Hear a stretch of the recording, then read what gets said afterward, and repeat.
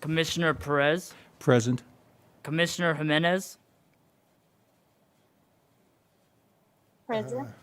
Commissioner Hernandez, Present. Vice Chair Hammond, Present. Chair Shively. Present. We could have a brief moment of silence followed by Pledge of Allegiance by Commissioner Hernandez.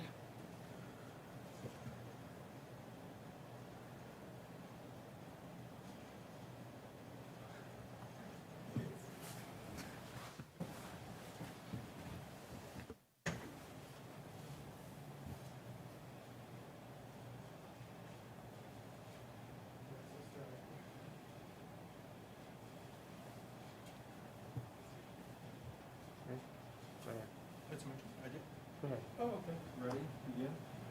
Pledge allegiance to the flag of the United States of America and to the republic for which it stands, one nation, under God, indivisible, with liberty and justice for all. I did say Hernandez, but I don't know if he heard me or if we can hear him.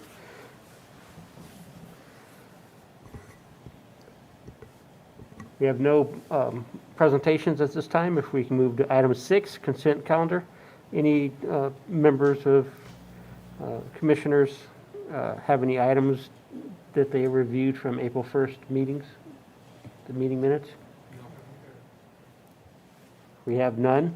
We maybe have a motion, please. We have a motion from Commissioner Perez and a second from Vice Chair Hammond. Commissioner Perez, Yay. Commissioner Jimenez, Yes. Commissioner Hernandez, Yes. Vice Chair Hammond, Yes. Chair Shively. Yes. With a vote of 5 yes, this motion passes.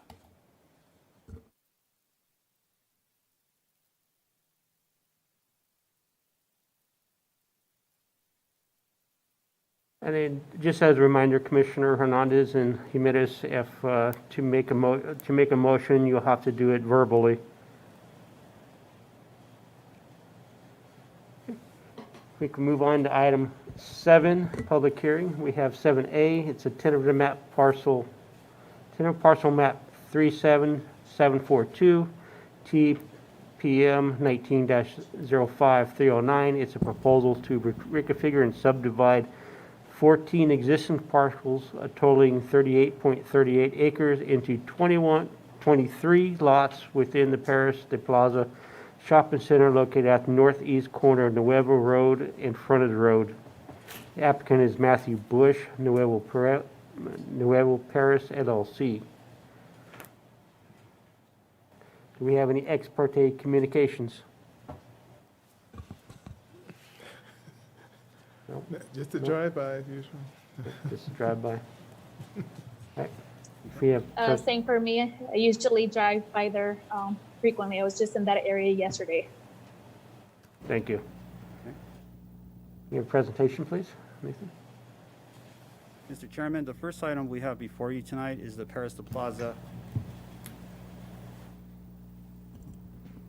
tentative parcel map. Sorry, I'm just testing it out. And the applicant is Mr. Matthew Bush, who's here in the audience tonight. Some background information about this project. This project is in association with the Master Conditional Use Permit, which was approved by the Planning Commission a year and a half ago, and which expanded the existing commercial shopping center, which included some pad tenants such as Burlington, Ulta, and also Planet Fitness. The applicant now submitted this tentative parcel map to subdivide these parcels for the new recently constructed buildings within that shopping center that were not contemplated as part of the original development plan review that was approved in 1992. So the project site is located at the the northeast corner of Frontage Road and Nuevo Road. And there's 2 zoning designations. The western portion of the property is located within the Harvest Landing specific plan area, zone commercial, and the eastern part is located within the commercial community zone. Some of the surrounding land uses to the north, east, and south are existing shopping centers, which are commercial-based uses, and just across frontage road is vacant land. Here's the proposed tentative parcel map. The green line shows the project area, and also the red line shows the existing parcels within the commercial shopping center, and the blue line shows the proposed lot lines that are being proposed as part of this tentative parcel map. City of Paris staff has reviewed the project based on the Harvest Landing specific plan area, and it complies with the lot size, the lot width, the lot depth. Also, all the lots that are within the commercial community zone, some of them actually do not conform to the minimum lot size, minimum lot width, and minimum lot depth of the commercial community zone. However, here's the key point. The zoning code allows exceptions. And per the second bullet point, we have a Paris Municipal Code 19.38, which allows deviance from these requirements if the whole shopping center is contiguous and all the parcels are all together, tied together by a cross-access and shared parking agreement. In this case, the Paris de Plaza, when it was approved in 1992, it had a covenants, conditions, and restrictions that were recorded throughout the whole shopping center, which included shared parking and shared access agreement throughout the whole property. And therefore, the applicant intends to preserve these CCNRs, and therefore this project allows this exception. In conclusion, staff recommends that the Planning Commission adopt Resolution 2005, finding that the tentative parcel map is categorically exempt per SEQA, and also approve tentative tract map 37742 based on the findings contained in the staff report and subject to the conditions of approval. So this concludes my presentation. I'm here to answer any questions. And also, the applicant is also here to answer any questions you might have for him. Are there any questions for staff, commissioners? Commissioner Jimenez? Yes, I would like to know what led. I know that this was approved back in 1992, which is way before many of the changes that we've seen now, but I really want to know what led to these changes. And when I was looking through the parcel maps, it looked like some of them don't even have a building. Some of them, it seemed like it was just parking, or maybe it was the way I was looking at it. But I really want to know what led to the decision, or what the benefits might be to the city of breaking it up into 23 instead of keeping the original 14. Commissioner Jimenez, that's actually a pretty good question. What led to this was there was a master conditional use permit which was approved for the majority of the recently constructed commercial buildings.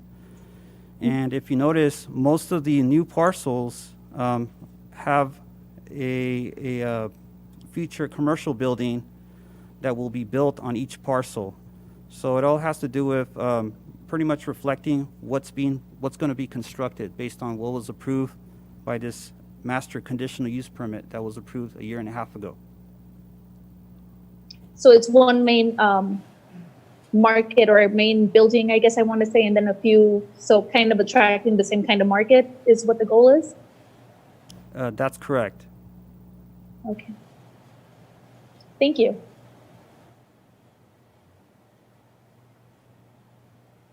Commissioner Hernandez?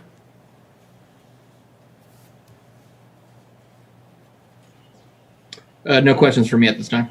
Thank you. Commissioner Perez? No questions, thank you. Kevin? Yeah, I'm good. Just to clarify real quickly and then get on with this. You're not amending, it conforms to the Harvest Landing specific plan, but this is not part of the Harvest Landing specific plan. So you say, I think on page 10 of 179, it adheres to the minimum lot depth for Harvest Landing, but the Walmart and all that is not part of that, right? In other words, these parcels, Burlington, are not part of that. So I don't know why we're saying it's not adhering to the Harvest Landing one, unless you're just talking about, It actually, Commissioner Hammond, Yeah. it actually is complying to the Harvest Landing specific plan. However, it's not conforming to the commercial community standards for Right. minimum lot size. right, But the code allows exceptions. In this case, it allows exceptions from the minimum lot sizes if the shopping center has a shared parking and a shared access agreement. So therefore, it does comply. I guess what I was saying was a portion of it is part of Harvest Landing. So in that sense, you were making the sentence, but it's conforming to the city's commercial building code. So actually, we almost should say both, right? So I was just getting that clarification. There's nothing to change, but because that little portion, and that's a whole other discussion about how that's part of Harvest Landing. But yeah, that portion is part of it, but the other part is not part of Harvest Landing. So you really just, it's kind of a dual thing. You're saying you're coming under Harvest Landing, but the other part is not Harvest Landing. But that's just standard stuff for the city. So we're actually changing the parcels that are not within the Harvest Landing specific plan. Okay. Minor point. Okay. Thanks. I'm done. Mine's just a little bit technical questions with the parcels at the existing buildings being divided up.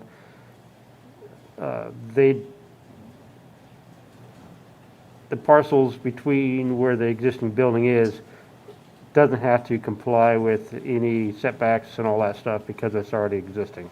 I mean, my assumption is. Where the old Walmart was, it's all one building, so all you gotta do is a demising wall between the two of them. Yes. So when you have a parcel that has multiple, I guess a property that has multiple parcels, if they're contiguous and if they have a shared access agreement, the setbacks aren't between those shared property lines. So there's exceptions for those. Okay. Thank you for clarification. That's all the questions I have. Does any member of public wish to speak on this matter?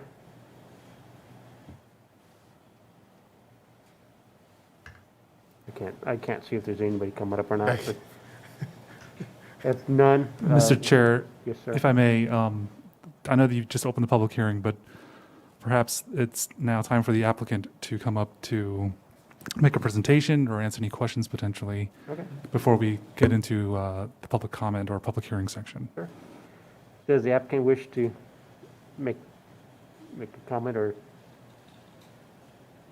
Good evening, Chair, Vice Chair, Commissioners. I'm Matthew Bush with Nuevo Paris LLC. And so as Nathan said, this is really just to subdivide for the new buildings we have built and for the future pads we have, Chick-fil-A, and the future pads to be built. But there are already existing parcels. Most of the buildings have their own parcel already, so we're just carrying forward with the same design for the parcels. And I'm happy to answer any questions if anyone has any. And I'm very happy to be here. Thank you. Any commissioner have questions for Mr. Bush? Commissioner Perez? I don't really have a question. I just want to thank you for this project. It's really successful in Paris. Thanks for bringing the business to our city. And I hope you take a close look at opportunities in North Paris as well. Ramona Expressway has a lot of traffic, so Okay, we're happy to. thank you. Thank you. I do have a question. I think I heard you say that you are going to continue with the same infrastructure for the new buildings. Are you also going to carry over the same landscaping? Because the landscaping over there with the palm trees and all the green looks beautiful. Are you also going to carry that over as you're building the new buildings? Yes, every new building will have landscaping consistent with what's out there. And as you can see on the new buildings that we put up, we were conditioned to do some bougainvillea and potted agave. We'll carry all those same landscape treatments forward on the new buildings. Perfect. I like it being structured and kind of being the same. Yes. Thank you. Yes. Thank you. Commissioner Hernandez? No questions for me. Thanks. Hammond? No. Thank you very much. Thank you. Does any member of public wish to speak on this matter? Seeing none, go ahead and close public comment and bring it to commissioners for a discussion and votes.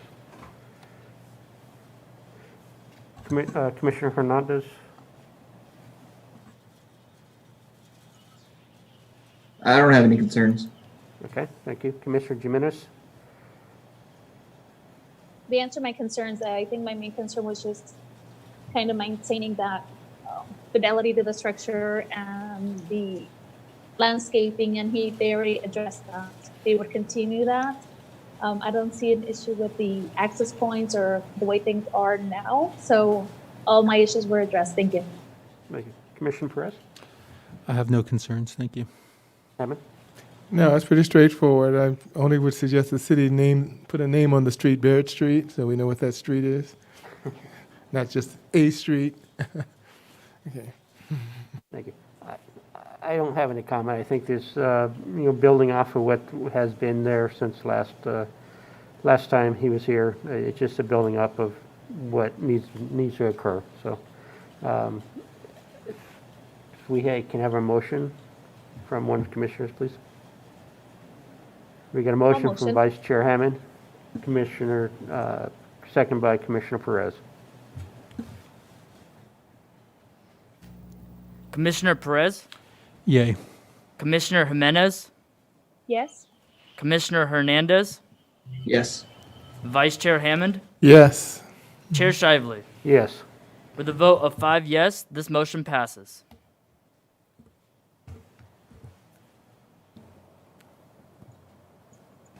Mr. Chair, Yes, sir. if I may, before we proceed to the next item, one procedural question or suggestion I might have is to have everyone do a voice motion and voice second, just so that it's clear to the teleconferencing commissioners that that this Occurring. motion and second has been made. Absolutely.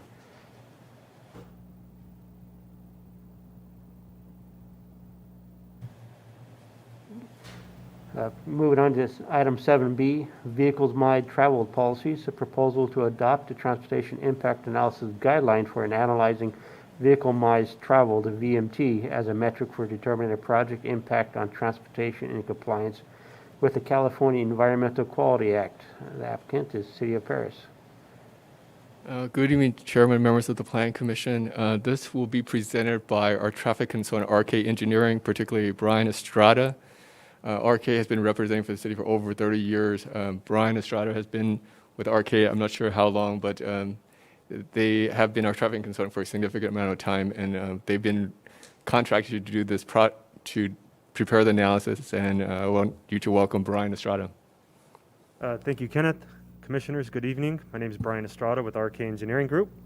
I've been with RK for 12 years, actually, and helped put together the transportation impact analysis guidelines you have before you. I'm going to give you a brief overview of the guidelines and talk about a little background of how we got here today.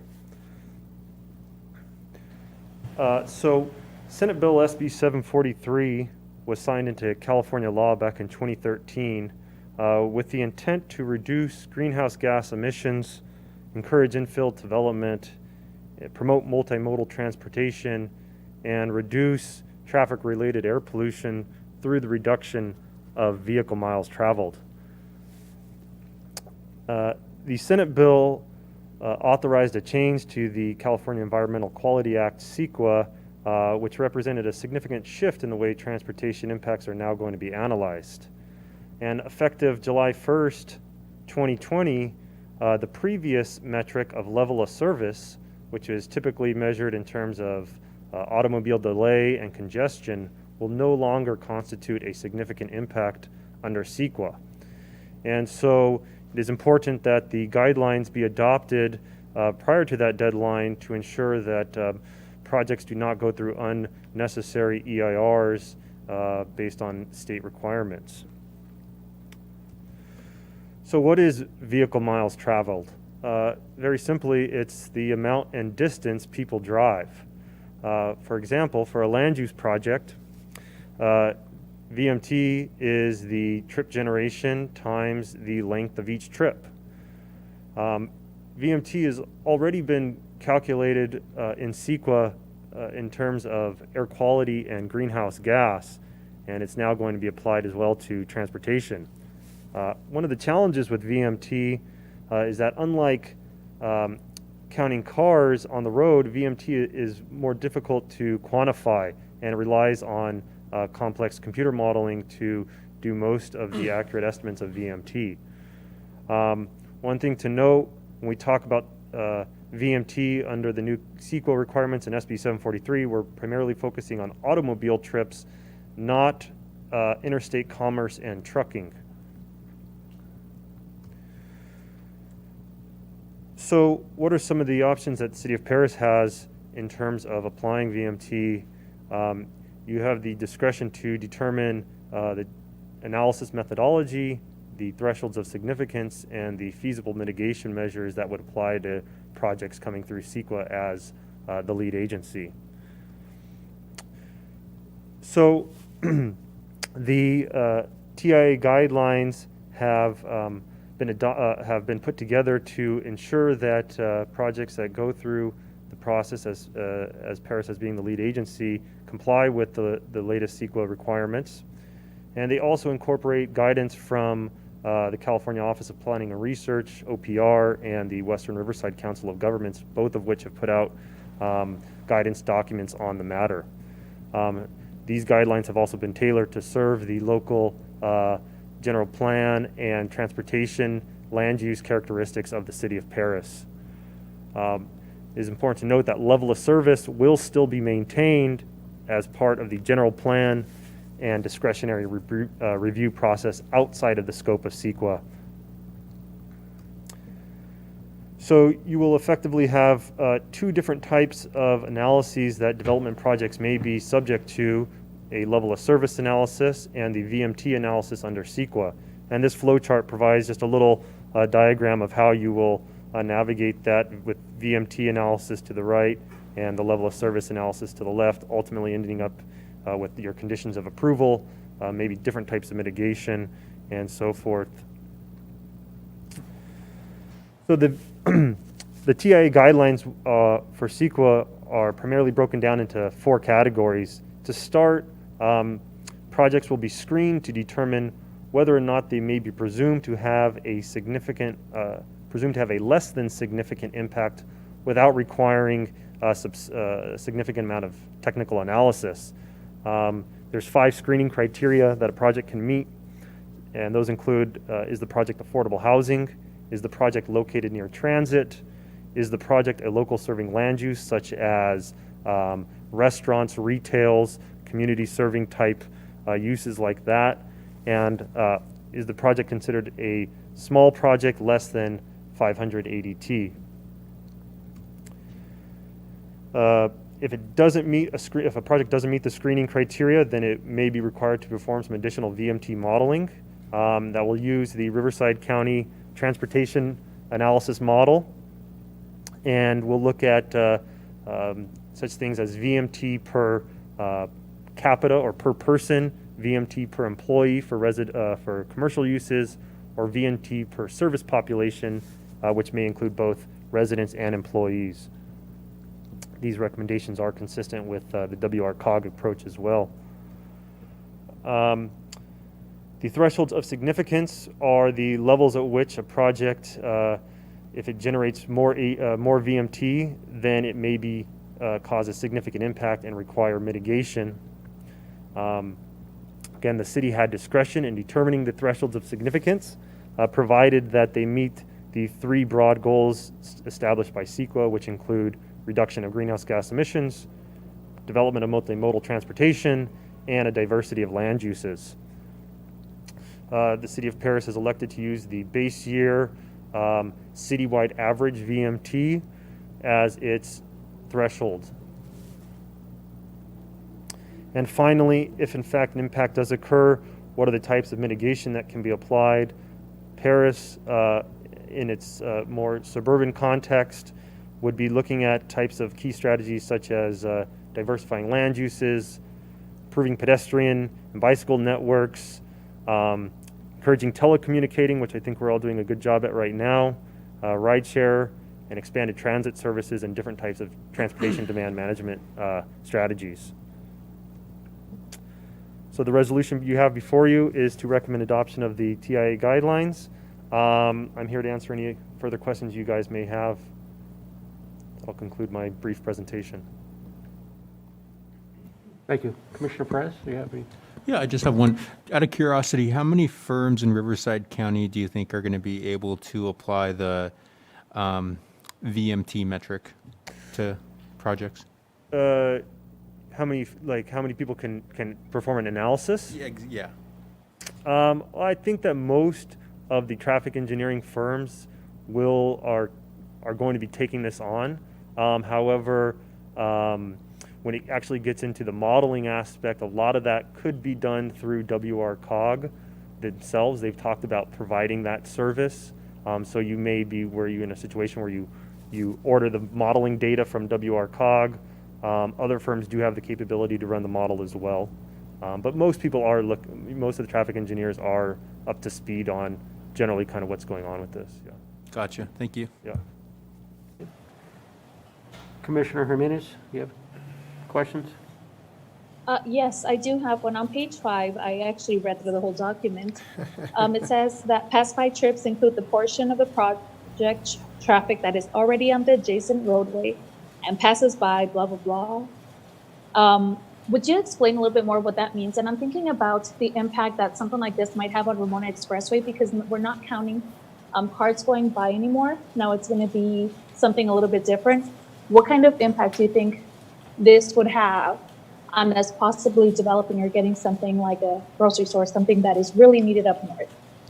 Yeah, so pass-by trips are primarily attributed to retail uses, commercial uses that you would not necessarily make a special trip to go to. For example, fast food restaurants, gas stations, those kind of things are really high generators of pass-by trips. You're already on the road and you're sort of just passing by the site and you pull in to get a bite to eat or some gas. So only for those types of uses you could potentially be able to take a trip credit for the cars that are already on the road. Grocery stores do have some pass-by, not as high. So it really mainly apply to those types of retail uses. Okay, because I'm thinking that Ramona Expressway kind of is a pass-by location for a lot of people that are east, or they're on their way to work or all the way from work, just because it's a throwaway right into our city. So I'm just thinking of how that would be measured, or how we can use that as leverage to try to get what we need developed up north. Yeah, it's certainly possible that for commercial uses that are in a position where they have the opportunity to serve pass-by trips, that you could get some credit for that, and so that might help in that regard if they're going into that area. If I understand you correctly. Yeah. Yeah. Thank you. Commissioner Hernandez?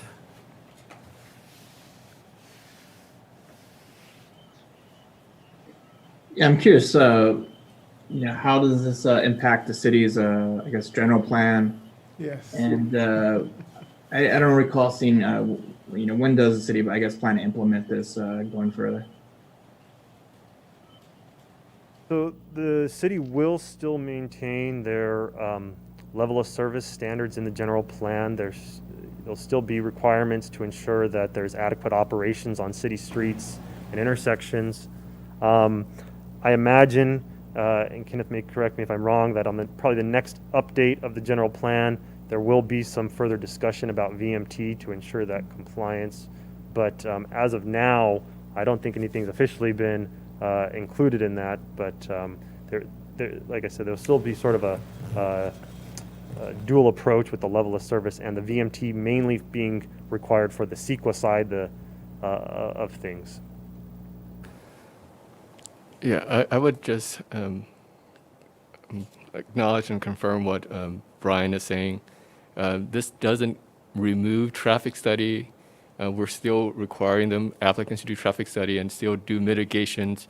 But for the purpose of CEQA purposes, we can't say that, for example, a road a trip down a mile down the road, we can't, if under the current system, we can't use the traffic study and say that's a significant impact a mile down the street, because the metric for determining secret impact is under the VMT, not under the traffic study. But we will address that once we go back and update our circulation element. Just distinguish, it doesn't remove the traffic study. It's just what is significant now in terms of what, for secret purposes, in terms of what triggers a project into an EIR or not. Okay. Hernandez, you got any follow-up questions? Commissioner Hernandez? No, I'm good. Thank you. Commissioner Hammond? Yeah, Commissioner Hammond, I'm going to kind of do a scenario. I'm going to do it a little longer. One thing, I think this is new, so some of the guidelines, obviously, and these things still have to be done. Now, I have a question that's going to probably throw you a little bit. A lot of these projects, and unfortunately I had to be one when they were all done, were done many years ago. Okay, they're approved, they're warehouses, distribution, fulfillment centers, whatever you want to call them. Those are in place, and if they have to make amendments or adjustments to those, they're not going to count under this, evidently, because we're talking from July 1st on, I'm assuming. So it may just X out most of Paris. If you have specific plans, some of them were done in 1992, even before I was here, where you're going to build residential communities and things like that are brand new, then I can see those taking place. It almost appears, though, that we're saying that based on the criteria, and it still has to be worked out, if I'm building an e-commerce center in an area that's open and doesn't have anything else, I'm going to have to go by this criteria. I'm going to have a problem because now I got to talk about service centers. I got to talk about proximity to retail. If I build something way down south and there isn't anything near there, I got a problem mitigating it. Because I may not be able, it may have to cause me to drive a longer distance to get food, or you have to look at the vehicle miles for that employee going to lunch. I think they're getting really, really tough if they're going to start looking at things like that. That's going to be awfully difficult to measure. We're not talking about my former job of driving in LA back, as I would be off the charts, right? Mm-hmm. But the idea is you're talking within a community, you may have to end up with master planned communities where you're going to have multi-family housing units with retail combined next to intermodal stuff. This may be the future, and that's a major thing you're going to have to consider in the city of Paris. Because you're going to, and on my side of town, there's zero. Okay, and you're going to have a problem over there because the only way you get over to this city hall is you get in a car. Okay, and it is not affordable housing. Okay, so there's no way to walk. There's no bridge over the freeway. There's no buses, which is unbelievable with 2 schools in the area. But there's none of that. You're going to have to mitigate those issues, and I don't know how you're going to do that because if you're talking about with that corridor, it's going to be high volume traffic. You're going to have to make many trips. So these are existing houses. They're building newer houses. I'm just throwing the scenario out there is how this is going to be implemented because these are a lot of different things I don't think they thought about. If you're in San Francisco, where I worked in LA, where everything is close proximity and there's a red line, green line, blue line, gold line, silver line, and everything else line, you're not that concerned about it. But when you're out in the rural areas or communities like this, good luck because every time you build, you're going to have to build stores and restaurants next to your place or some commerce within that distance. Is that sounding realistic, or am I way off the charts there? Is that something we got to think about with new developments, where they're basically residential? So if you have multifamily housing units, which we're going to have, 8,000 units in the future, you're going to have to start thinking about what's in that proximity area before you can even think about approving or mitigate it, right? With RTA buses or proximity to Metrolink, shuttles, carpool. I don't know how that's going to be done without costing some money. So if I'm a developer, I got to think, wait a minute, if I'm going to build 2,000 houses down south, there's nothing nearby, then I'm going to have to be close proximity to something. I'm going to have to build that and have a master plan community. So master plan communities, Irvine, where you have all the shopping and all that within a walking distance, you got to have walkable communities. Mm-hmm. So D Street is no problem because you could build, city owns property, you can build multi-level and have things like that on the bottom. But if you're farther away from that, Monument Branch, you have to use the WinCo because hopefully that's within a distance that you can get there, but is there transportation there? So that becomes an issue for Riverside County. I mean, if you're next to something, it's okay, but boy, if you're out there in the sticks, I don't know how they're going to deal with this vehicle miles if you don't have things that are close proximity. So that's just my point of view from this, of having looked at all these projects and voted on basically every single project we have here, you know, that wasn't a consideration. It was the LOS.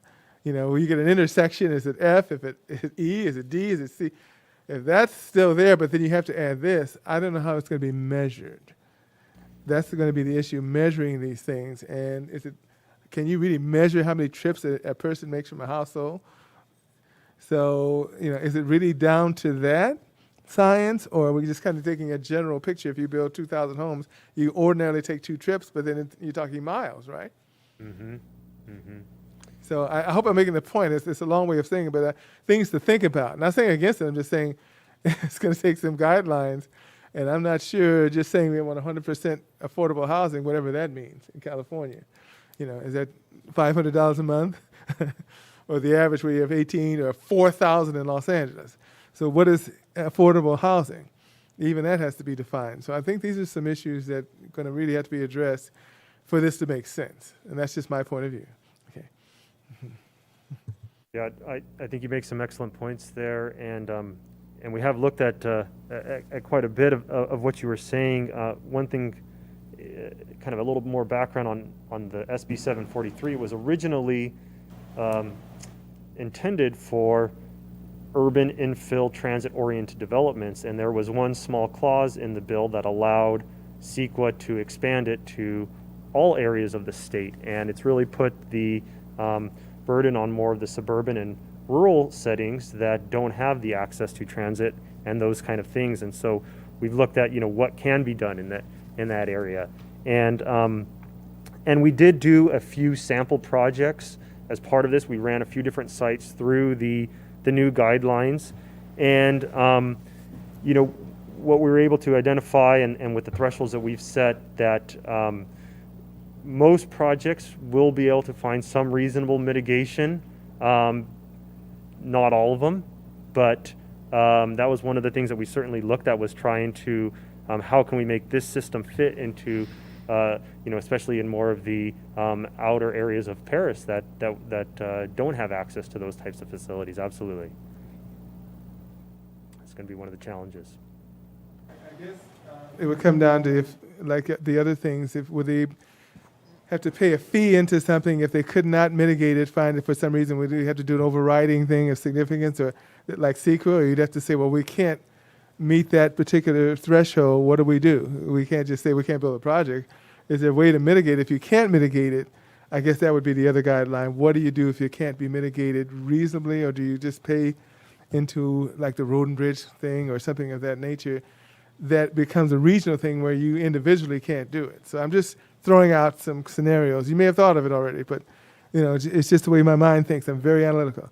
So I can see this down the line with them coming in saying, wait a minute, you want me to build what? And add this to it? And that's not what, wait a minute, you got to have within a mile or half a mile radius. If you want me to build affordable housing, not going to do it. So what do you do when you have an e-commerce and that's all you want to build? Well, you know, if you have an RTA bus thing, does that qualify? You have to put one in there. Yeah. Yeah, I would just like to acknowledge your comment. That's correct. I mean, the reality is some project will just require an EIR, even though they might be a 100-lot subdivision. So, and so to move a project along, sometimes you can't mitigate it, and it might just be an EIR. But that's the reality of what the state is asking us to do at this point. Yeah. Well, thank you. Thank you. I was hoping that you could possibly go into more in the depth and explanation of the 5 screening thresholds. Maybe you can get some clarification on some of those levels and points. You know, what is really the affordable housing? What is the qualifying transits, the local serving area? What justifies a low VMT area? And you know, how are you coming up with 500 average daily trips? And those, if we can elaborate a little bit on that. Yeah, sure, absolutely. So to start, the affordable housing component is essentially the state has said that affordable housing generates on a per person basis less VMT than typical housing. People tend to drive less with affordable, and therefore, if you're building affordable housing, you can presume to that project will generate less VMT than a project equal in proportion that isn't affordable. And so under that scenario, if you are doing 100% affordable, then you can screen out on that category. The projects near qualifying transit, so again, CEQA has fairly specific definitions of what qualifies as transit. Needs to have headways less than 15 minutes during peak times, or be the intersection of 2 or more major routes. So I've put up on the screen, essentially you've got the Paris downtown station and you've got the South Paris station as your 2 main transit priority areas, and then you have Route 19, which does provide less than 15-minute headways going up Paris Boulevard. So that is sort of your transit area in the city. So anything within that, those green bubbles, essentially, you have greater access to transit, greater opportunity to take the bus instead of drive, and therefore may be presumed to have a less than significant impact there. Local serving uses, we've got a list of the types of uses that are generally considered to be local serving here in Paris. In general, retail centers less than 50,000 square feet are considered local serving. Those would be your typical grocery store or pharmacy and some supplemental retail, restaurants, cafes, dry cleaners, those kind of things, gyms. Also schools, local schools serving the community, daycares, and local religious institutions would be considered as such, as well as your municipal services, libraries and civic centers, fire, community centers and parks. Essentially not, not your regional shopping center, not your large sports park that might serve multiple communities, those kind of things. There is a little bit of discretion, and that would need to be applied on that and reviewed by planning as they come through. They do have that in the guidelines, the ability to weigh whether or not a project is considered local serving or not. And then the next one down is the low VMT area. Essentially, based on the VMT modeling data, City of Paris and most of the state, for that matter, or Riverside County, has been divided into different traffic analysis zones. And if your project falls in a traffic analysis zone that generates less VMT than the citywide average on a per person or per employee basis, you can use that as a basis that my project is in an area of town that generally has lower VMT than the rest of the surrounding, and thus my project would be in a low VMT area and contribute to like VMT. And then the projects, small project screening, essentially, like a lot of thresholds in CEQA, there are, small projects are presumed to have a less than significant impact. And we selected the 500 average daily trips based off of a few things. One, it's consistent with the current traffic study requirements. Typically, about a project that generates 580 T would require a full traffic impact study. We also looked at how it impacts the total VMT of the city. So a project that generates 580 T would cause a less than 0.5% increase in citywide VMT. That was found to be, less than significant level, as well as we compared it to how much greenhouse gas emissions it would generate, because that's the big thing about the VMT is trying to reduce greenhouse gas emissions, and there's thresholds separately in CEQA for greenhouse gas. And so we took a project that's 580 T and ran it through a greenhouse gas analysis, and essentially any land use that you select would be well below the greenhouse gas threshold. And so we were able to use that as evidence to suggest that projects under that level could be presumed to have a less than significant impact as well. Thank you for that explanation. Just one follow-up question. So the calculation is trips generated by the length of trip. So these local surfacing areas, do some of them get credits, or is there a certain criteria of expected amount of trips to the facility?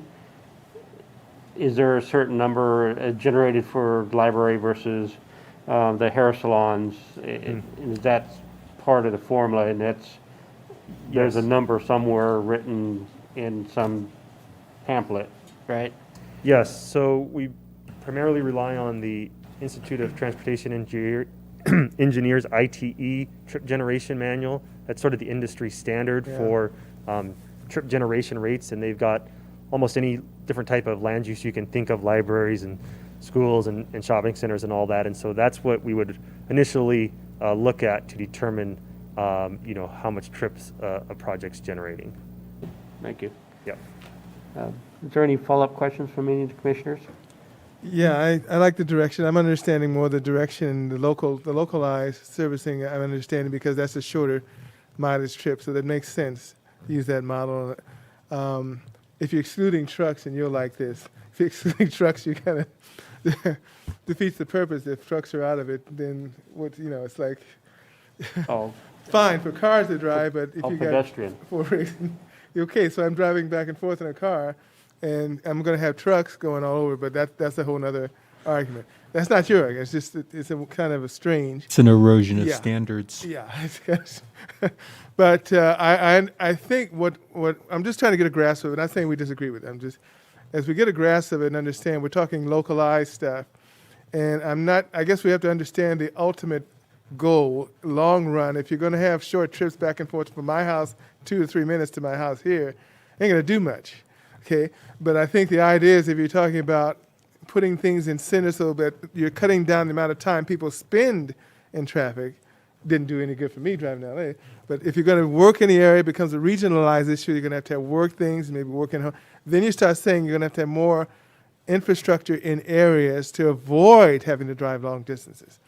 Because to some of these stores, you're going to drive to Costco in Moreno Valley, and you're going to do it because that's the only thing there is. So you're going to have to regionalize more things. The housing is going to be regionalized, but then transportation's got to be connected to that. And it's very expensive to get rail, guys. You're not going to do that. But the idea is corridors, carpooling, things like that. Now, that's going to be a long-range plan. Yeah, but I'm just thinking if you're going to have developers come in with houses, you're ultimately going to be forced to have master plan communities because I don't know that cars generate as much as the trucks do. And I have to look at that. I would ask one question. What was the last year the city of Paris is basing it on? Is it 2010, 2015, 2018? Because you talked about the last analysis. What year was that?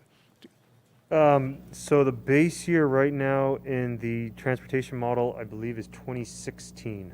2016. Is base year, yeah. It's not too far off. But I think it makes the point. Okay, I think I've made the point on that. That's 4 years. It's not too bad. The general plan was 15 years ago, so definitely can't talk about that. Traffic is way beyond 2005. Mm-hmm. But so even these models, people are driving long distance to work, and so you don't have as much locals. If I'm driving back and forth to LA County, I'm not going to be really mean much in this study. You're not here. No, that's just because I'm retired, guys. But I mean, if you're going back and forth, now it becomes a regional issue on the freeways, and the trucks are going back and forth on the freeway. I don't know what you're going to do by reducing it within the city, as opposed to the regional plan and the county plan and all the other plans. So that's beyond this discussion, but I just thought, since we were talking about this in generics, if you really want to reduce, how are you going to really reduce? Okay. And that's the question. Okay. That was also my concern as I was reading it, was because I also traveled to Covina for very many years for work. And most of the time I would do my shopping out there when I got off of work instead of driving all the way out here, just because by the time I drove an hour and a half or 2 hours and sitting in the car, I was tired. So it does, I see what you're saying. The regional and the on freeway traffic is different. They're trying to reduce what's here. It kind of gives me some hope that maybe this will help mitigate some of the excuses we get for not developing certain areas where, certain amount of households, where that might not be the case. Maybe having households within half a mile might be our whole point. But I'm with you. It's hard. I'm thinking of where I grew up out in Paramount, and I could walk to 2 different little mom and pop shops to get fruit and veggies that we needed for the day my mom was cooking. And here we don't have that kind of infrastructure at all. And here you guys thought we were just going to align our standards with CEQA. That joke aside, Commissioner Hammond's point is the one that I spent a lot of time thinking about. This is really just an erosion of air quality standards in another guise, but it's not up to us to set these standards. So I would like to state that the air quality standards, they still have to do this analysis for the air quality standard. This is just particular to traffic. So just for your knowledge, air quality study still applies, and that still could be a significant impact. This is just strictly for traffic related CEQA impact. sure, but oftentimes it's difficult to ascertain the true impact from one or the other. So maybe you can catch it at either end, at least from the way I read it. And there's no portion of the formula or anything that has any basically time of use, time of travel, not length of travel, but time of travel, 6 a.m. versus 8 a.m. versus noon. So that's not a function of any part of the calculations or any analysis. No, not for the VMT. The time of day traveling is more geared towards the level of service operation side of things. Okay. Any following questions? Nope. I don't hear anybody else. Thank you very much. Okay, thank you.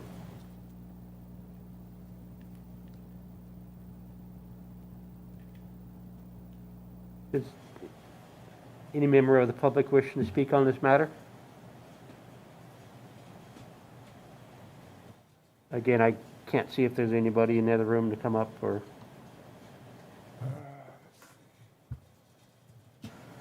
Okay. I'm assuming there is none, so we'll go ahead and close public comment and bring it to discussion and from the commissioners. Well, I don't want to get any more lengthy. I think I appreciate the city and the city's efforts, obviously. You're under the guise, and I used to work for government, so I know what happens when it comes down from on high. I mean, believe me. So you're going to do the best you can. I think as we get, there's going to be a lot of questions. I think hopefully the questions we've given will give some, it's not to beat up on you, but give some questions and thought, because I know residents are thinking that way. And I think it's going to mean a lot more of the old, when I came on walkable communities, I think you're going to have to seriously take walkable communities, because if you have building apartments, things like that, is it close by to where you can get, as Mr. Mendes says, is it close by to where you can get to these amenities, or do you have to walk over the bridge like we do on the A Street side all the way over here? You're forced to get in the car. So you're going to have to start thinking about that with projects. Is it close proximity to retail? Is it close proximity to these things where you don't always have to get in a vehicle? We're not going to put rail, okay? But the idea is there adequate bus service? Is there adequate other kind of things? And if you're going to build these 2,000 home places, what's going to be in there? That means you're going to have to start thinking more master plan kind of thinking. I don't mean Irvine, but I mean master plan in the sense of if I'm putting that there, I got to think about what I'm close to buy, and it's going to cost me less in terms of getting distance. Because not everybody's going to have an electric vehicle, guys. Okay, and most of Paris is going to tell you, I'm getting in my car to go to the store. That's what they're going to tell you. I guarantee if you did a survey, 99% I'm getting in a car. And if they don't have a car, they're going to argue about not having a car.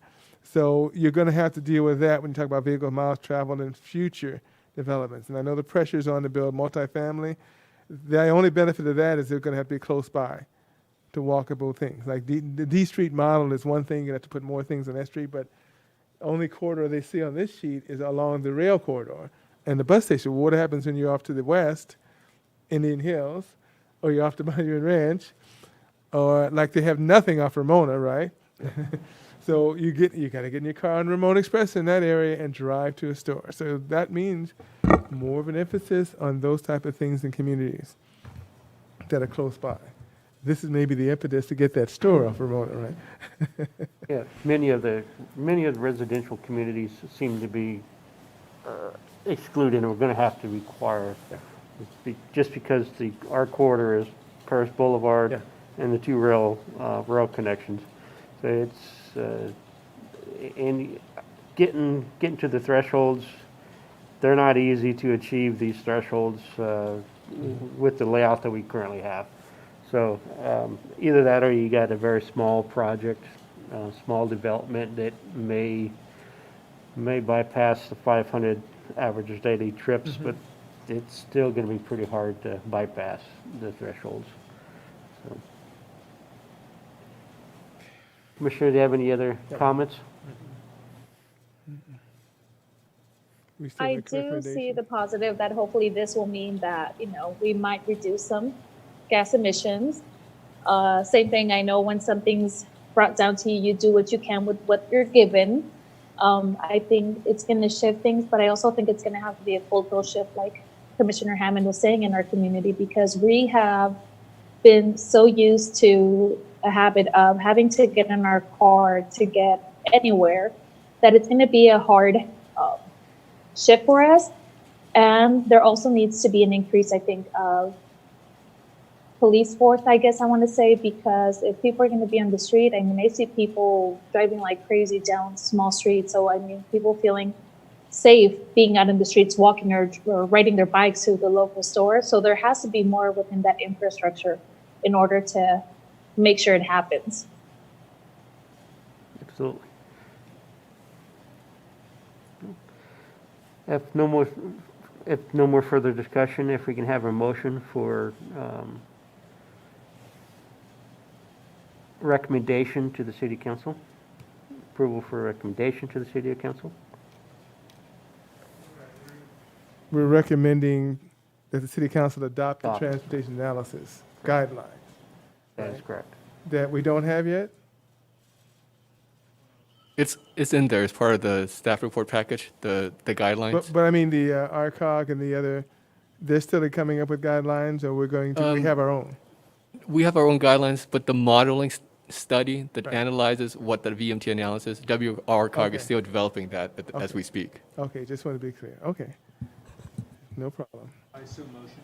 Okay. Thank you. We have a motion from Commissioner Perez and a second from Vice Commissioner Chair Hammond, sorry. Hammond.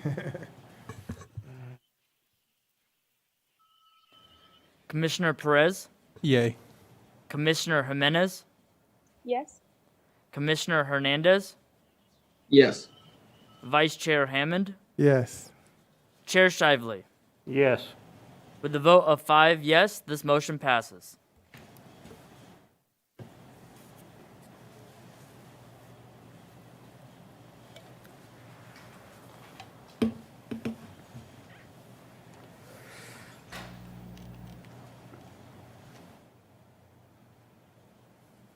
We can move on to item 7C, major modification MM 19-05332 of TPM 35877 and DPR 0801007. It's amended development agreement DA 20-05063, conditional use permit CUP 20-05064, Plan B only, and EIR addendum 20-0562, the AKA IDA South Paris IDI South Paris Industrial North Site 3. It's a proposal to modify the original South Paris Industrial Project Site 3, consisting of two options involving the reconfiguration and reduction in the number of industrial buildings from 4 to 3, amendments to the development agreement, and upgrading of the architectural elevations. Option A would reduce the number of buildings from 4 to 3, and the square footage from 3,166,456 square feet to 2,869,677 square feet. And option B would reduce the number of buildings from 4 to 2 and the square footage from 3,166,456 square feet to 2,052,100 square feet, and include a rail spur that connects to the main line along Case Road to a CUP to permit outdoor storage. The applicant is IDI Logistics, Inc., and Mr. Steve Hollis. Do we have any ex parte communications? Oh, yes, went by the site and sat on Ellis and looked at every inch of this proposal. So no, obviously, you're not going to talk to anybody, but definitely went by this site in detail. I drove by there. I am as well as familiar with the site as well. I myself drove by there as well. Thank you. May we have a presentation, please? Yes. Good evening, Chairman Shively and members of the Planning Commission. The proposal is a request to modify the original South Paris Industrial Project Site 3, which is located at the northeast corner of Redlands Avenue and Ellis Avenue, consisting of 4 buildings totaling approximately 3.2 million square feet, approved by the City Council in July of 2010. The proposed major modification involves, as you mentioned, two options, option Plan A and Plan B, involving the reconfiguration and reduction in the number of industrial buildings from 4 to 3. Under option 1, as you mentioned, would reduce the square footage from approximately 3.2 million to approximately 2.9 million square feet. Option B would reduce the total square foot of, again, I mentioned 3.2 million to approximately 2.4 million square feet. It will include a rail spur that connects to the main line of Case Road. This will be for a e-commerce building, which is part of Building 3, which is along the east side of the project site. The project will also require a conditional use permit, which will allow outdoor storage. As was previously identified, the purpose of this reduction of the square footage is that it would take a lot of trucks off the street, whereas the original project was 3.2 million square feet. This project would put most of that truck traffic, at least in Building 3, on the railroad tracks. So that would take a reduction off of the impact on the city streets. Under option A and B also requires the development agreement, which reflects changes to the conditions which is attached as part of this project. As part of the project, the applicant also intends to upgrade the architecture. As you can see on the slide, this was the original architecture that was approved in 2010. The architecture that's been enhanced shows kind of like a rust concrete stone, plus there'll be a kind of a metal aluminum steel trim. There will be articulation, window treatment. This will be a enhancement from the original approval. This just gives you an idea of the perspective of the architecture of the building, what is being proposed at this point. As for Building 1A and 1B, those are designed exactly the same, the site layout and the architecture. Those will be consistent with each other. This is also consistent with Plan 2A and 2B. As for Building 3, which is kind of the major distinction, the first under Building 3A will be 1 million square feet building option. Under 3B, which would be the e-commerce building, which would reduce the amount of traffic with the railroad spur. As noted, this project site where it starts is kind of significantly further away from the freeway, and so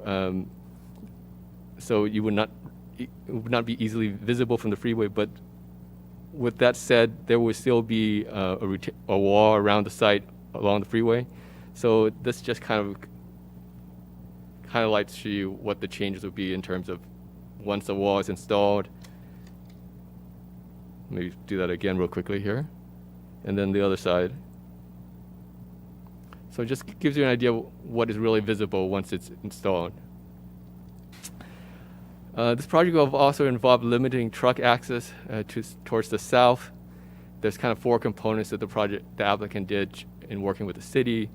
On Redlands Avenue access, originally it was 30 feet wide. We're narrowing it down to 26 feet wide. We're also implementing an entrance monument design so that only fire trucks can drive under, but not a semi-truck. So this will probably be a standard moving forward as we work on industrial projects. In addition, originally there was 2 access on Redlands Avenue. They eliminated the second access point, so there's only 1 access point on Redlands Avenue, which will be restricted, which will prohibit truck access. And then the fourth item they're doing is we're going to build the applicant is going to build a roadway island along Ellis and Redlands Avenue. So the islands will be narrow enough so that a truck can't get into the right-hand lane and turn up north on Redlands Avenue. So those are the components that have been designed to limit the truck access. The way the site is designed, all the access is coming for the truck access coming off of Ellis Avenue. For the big picture, this kind of tells you how the truck access would work. Pretty much truck access will come from Ellis Avenue. They'll drive down Case Road, heads into Mapes and Bonita, and head onto the freeway interchange down south.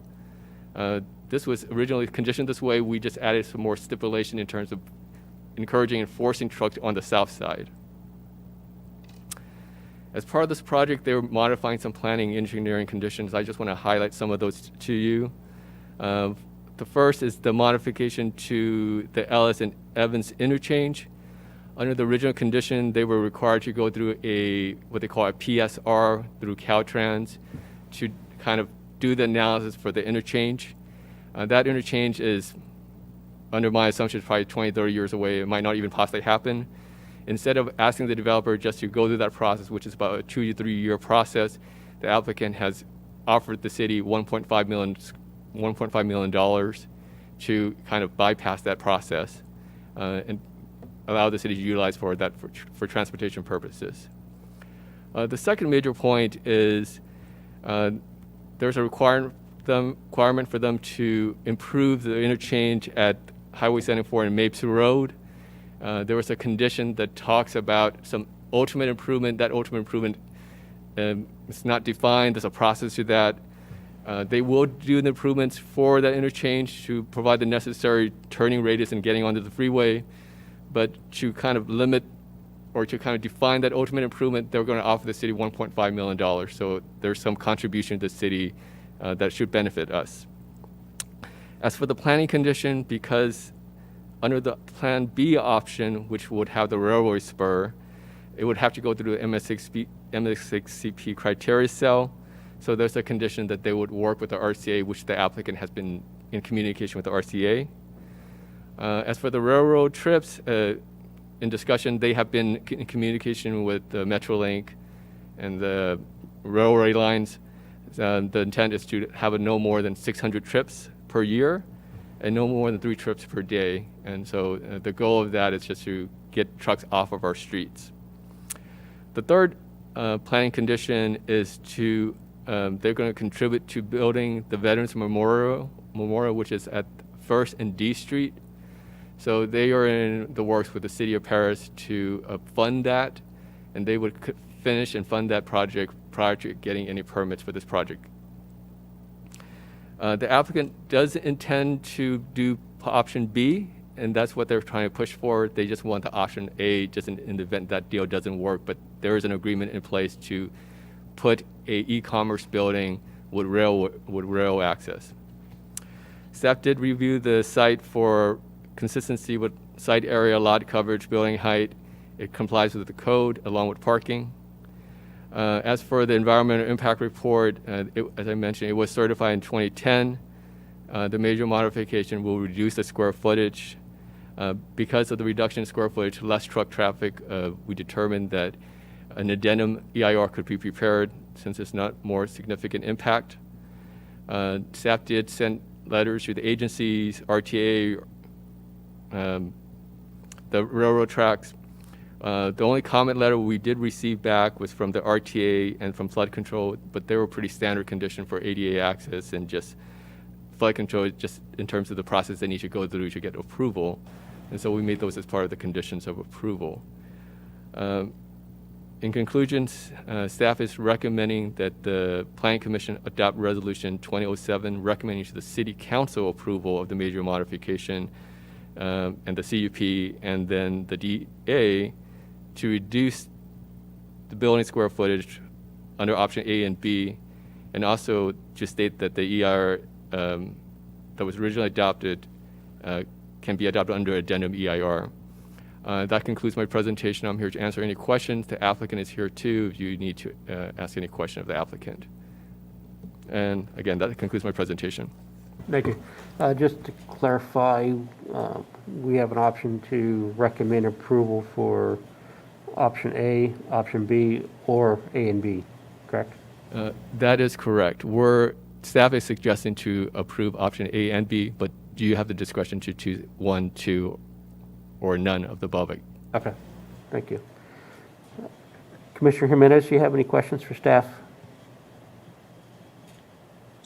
I think I heard correctly. The only difference between option A and B is that we would be losing a building, but under condition B, they would be using the additional space as outside storage.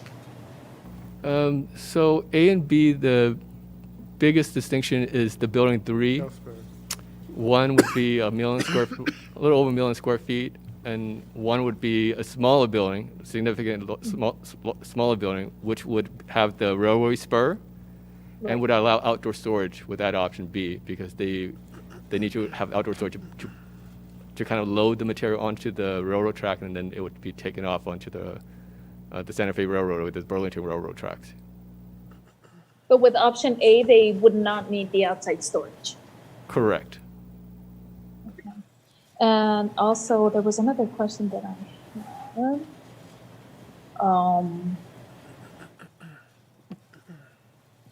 Oh, it'll come back to me. So let me go on to someone else because I made notes of 2 more questions and now I can't find my notes. So let me go on to someone else, and then if I remember I find it, I'll ask. Thank you. Thank you. Commissioner Perez? I have no questions. Thank you. Commissioner Hernandez? You have any questions for staff? Questions for staff at this side. Commissioner Hammond? He has no questions. Oh, yeah. I'll try to keep it within 2 hours. Okay. Just kidding. Wow. Okay, I think I'm glad you clarified, number one, that it's A and B. It doesn't state that, but we probably need to state that. You know, if you're approving A or B or A and B, so if we're approving something, it's going to be, you have to state it when we do, if we adopt it, if we're approving it, we have to say, right? A or B, you can't just say that they're making the changes because we won't know. We want to make sure the council is clear too, if we do send it up. Okay. Questions, and this probably may be a question for you, Jack. We obviously took off I'm going to start with Redlands. Redlands is 94 feet, which makes it a secondary arterial, right? So that was the original plan with Redlands in the general plan, right, to be secondary arterial, I'm assuming. 94 feet, Yes, not primary. I believe that's correct. Definitely not collector road. That intersection of Ellis and what is it, Redlands, that's a tricky intersection because once you come from Case Road, and I'm constantly over there because I'm constantly at Winco, that intersection is kind of a strange intersection. So were there plans, I didn't see this here, maybe I missed it in engineering conditions, to put a signal there, a traffic signal, or is that something that warrants a study there? Because it's a turn, if you're coming from that direction. If you're going to turn left and go down Ellis, which is single lane both ways, which means they have to widen Ellis, obviously, is there going to be something done with that intersection? That's one question. We took away the entrance other than the 26 feet, and I'm not sure. I thought the fire was 30 feet. So they don't have a problem with 26 feet width? The fire is usually, if you go above 31 feet, it's usually 26 feet for the requirements. 26? Okay. And that's the northern entrance. So that's an entrance for auto vehicles, but not the trucks. So we made that passenger vehicles or employee vehicles more likely to go in. Now, the properties adjoining, whether it's A or B, at the northern portion, you're able to go from the building A or building 1 or building 2 to building 3 only at the northern portion, I'm assuming. Yeah, can you repeat the question? If you wanted to go from building 3 to the other side, there's only seems to be one place, and that is the northern portion of the site? Yes, so let me bring the site plan for both options real quickly here. So under option A, you have the main throat off of Ellis Avenue for the trucks, but there's internal circulation right now to get onto the Redlands Avenue access. But once you get to Redlands access, it's narrowed down, and it has that impediment monument designed to prevent any trucks from attempting to get out that direction. Okay.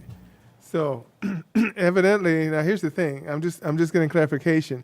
You're going to have trucks, though, on the Redlands side, parked near there. That's why you have the 14-foot wall planned. And so you're going to have trucks parked over there, right? So if you look at this option A plan, In fact, let me clarify. On building 2, building 1, on the western core, you see there's parking. correct, Those are for trucks. correct. So what I guess the question I'm asking to access that, you can only do that from, You can only access it from Ellis Avenue. If you go down Ellis Avenue, Yeah. you can go to about the middle of the property. okay, so See that that is truck an access entryway. right there. Uh-huh. Okay, I wasn't sure because that was one of the biggest issues for me was circulation. Okay, the northern end is still for auto passenger vehicles. Okay, that would be a gated entrance or a gated way that's midway. Because I was wondering how they're going to get to the other side. That's option A without the rail spurs. Those are my main questions is the circulation pattern.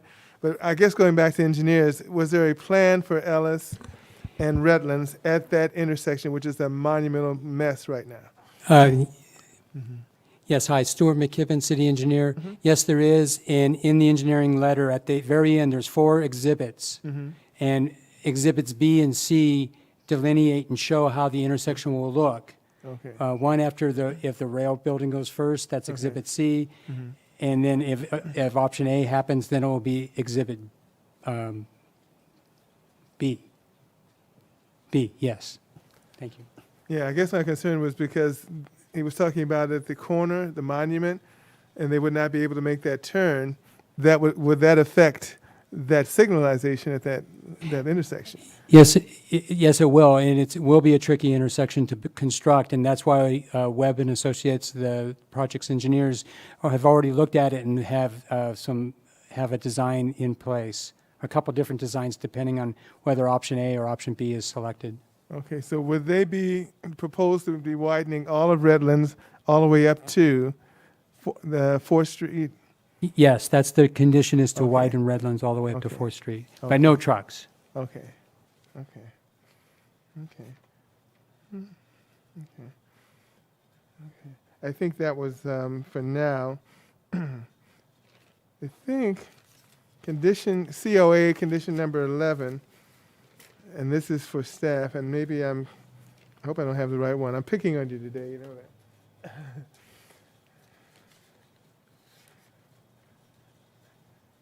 And I don't remember what page that was. Gosh.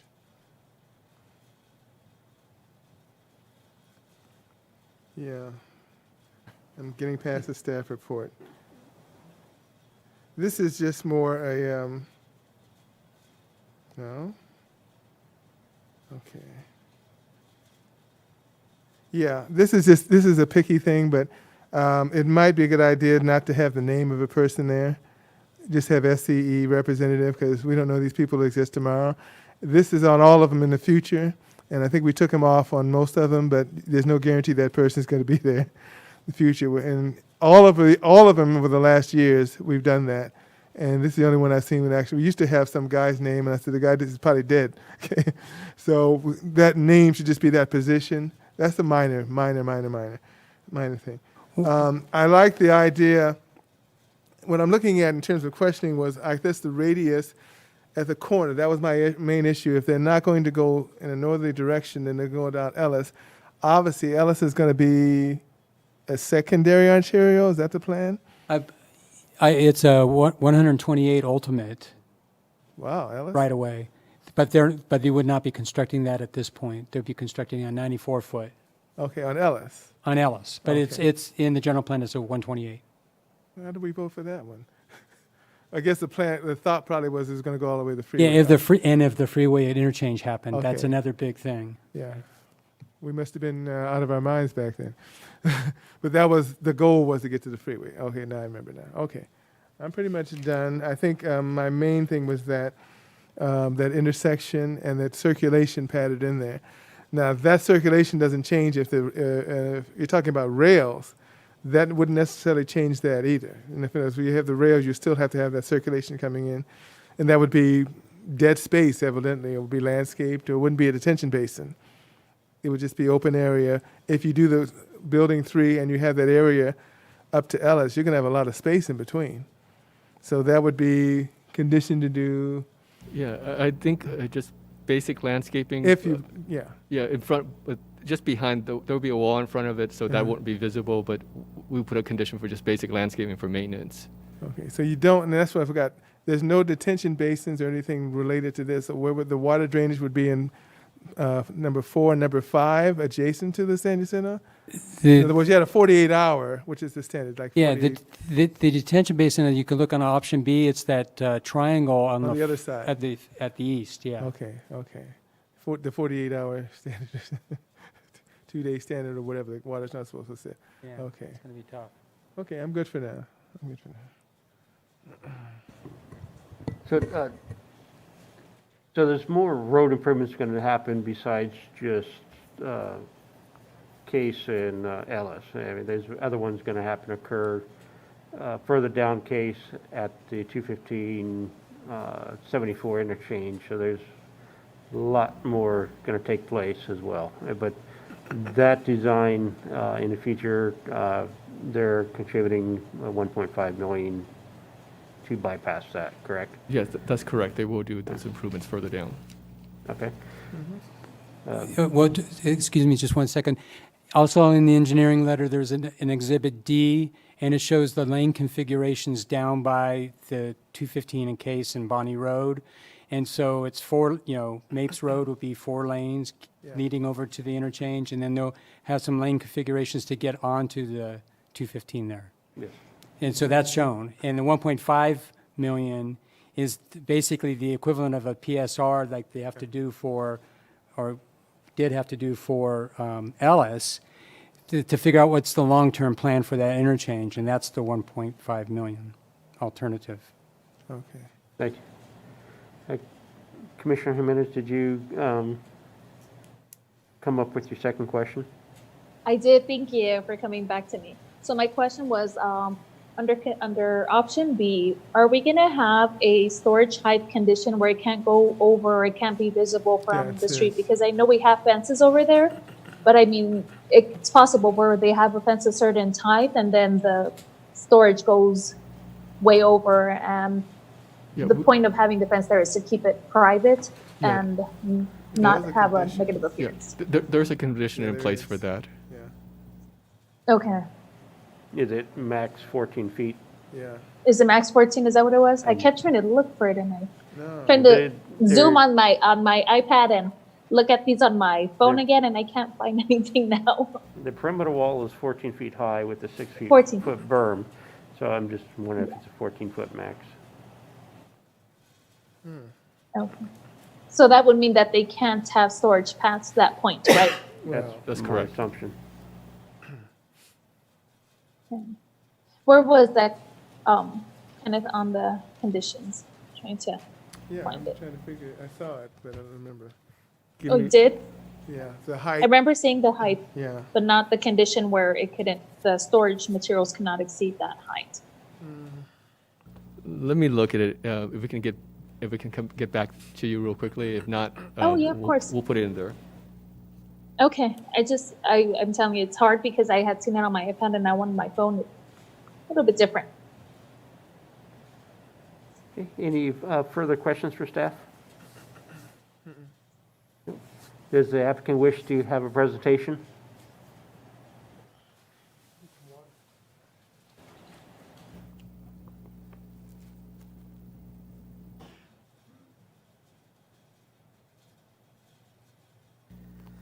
Members of the commission, honorable members of the commission, Lou Monville representing IDI Logistics. Certainly appreciate being with you this evening.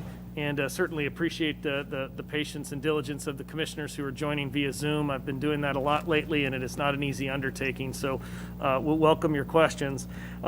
We have our full project team with us. Steve Hong, our project architect, is with us, who could go in detail on the architectural enhancements and improvements we've made from the original approvals.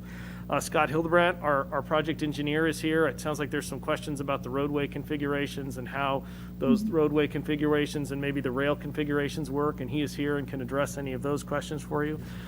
Emily Webb, who's our land use and entitlement specialist, did the addendum to the originally approved environmental document. She's here and can answer any and all of your questions related to that. And we also have with us John Ramirez, our CEQA counsel, who also reviewed the EIR addendum, as well as was involved in the modifications of the DA conditions to bring this in conformance with the proposals before you. We're obviously excited about the changes and the improvements we're making to this project. And I'd now like to give the floor to Steve Hollis, who's the Vice President for Construction of IDI in the West Region. And so I'll give the floor to Steve for our presentation. Thank you. Thank you.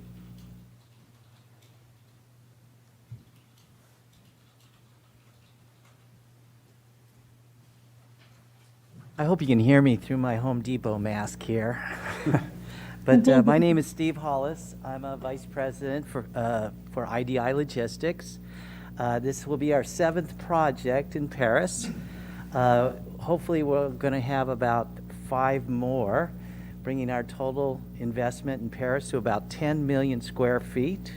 That's about $1 billion investment for the good people of Canada, specifically the public employees of Canada who are investing the funds to develop these projects. They want to be a good corporate citizen. They build a very high quality building. That's why you see the architecture you see today. We, I think, hire the #1 team in the valley here to bring forth a really high quality building. These buildings are institutional grade, will be held for many, many years to fund the pension fund. This project's about $350 million, about $50 million in public infrastructure, about $30 million in public fees. It's going to generate a lot of good jobs. We're hoping that Plan B comes to fruition. That's a national account for us. They have another building here in Paris, generates a lot of tax revenue. The laborers union and the carpenters union are for this project. We only use signatory contractors to build our projects. This will be a LEED building and have solar panels on the roof. So we're really trying to, a LEED silver building.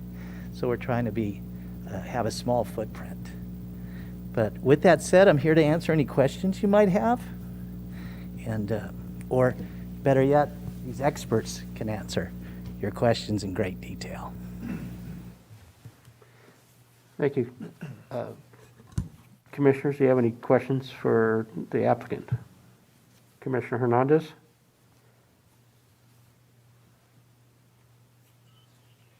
No questions for me. Commissioner Perez? No questions. Commissioner Jimenez?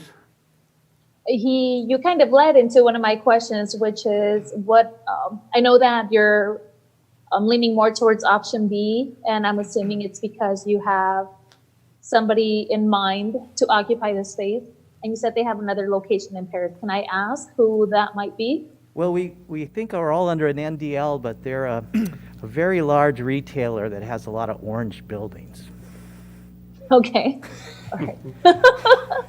Okay, thank you for answering. That was originally my question when you came up before you started speaking, so you kind of led into it. Thank you.